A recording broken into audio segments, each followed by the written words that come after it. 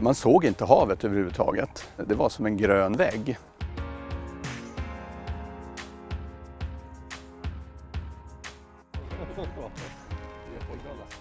Här nere vid Arnö strandpark som vi kallar det så har vi restaurerat ett drygt 20 hektar stort område som framförallt består av strandängar.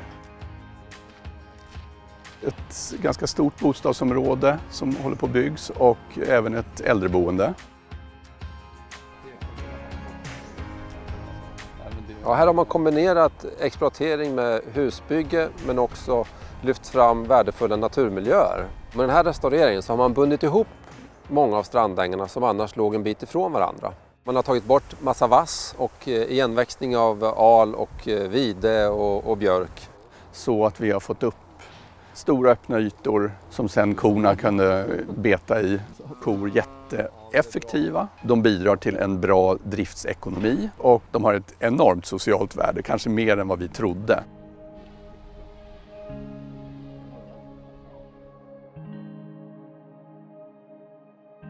De släpptes ut på våren och alldeles utanför mitt fönster här.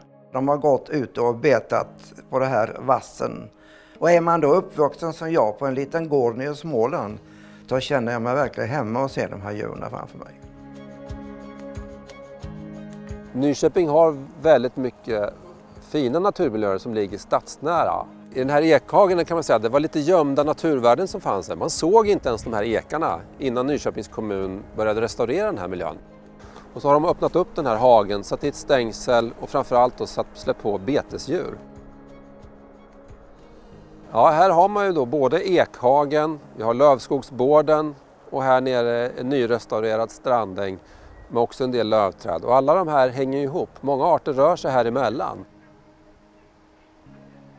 Det är en långsiktig planering, men vi försöker binda ihop gröna korridorer både för människor att röra sig inom och njuta av, men även naturligtvis som en spridningskorridor för arter som behöver de här.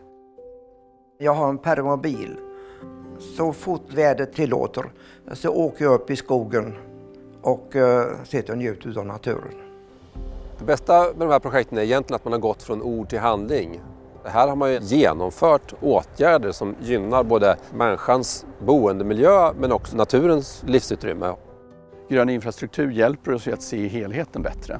Så det jag tycker är viktigt och som jag gläds åt är att vi har ju fått ett otroligt stort socialt värde. När man går omkring här ensam i min lägenhet så att få se naturen framför sig, det är ovärderligt.